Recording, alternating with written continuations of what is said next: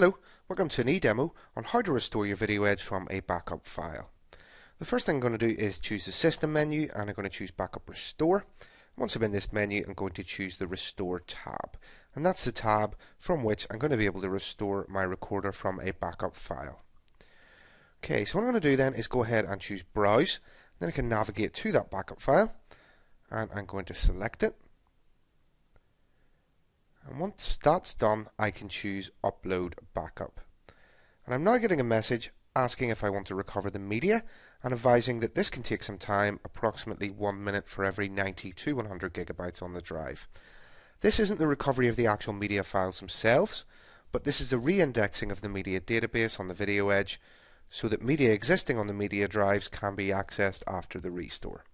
I'm going to go ahead and choose Yes, and that restore is going to begin. The first thing is the configuration files are restored. Once that's done, the media recovery will begin if I've selected that. And then once that's complete, the system is going to restart, and finally some security settings from the backup file are going to be activated.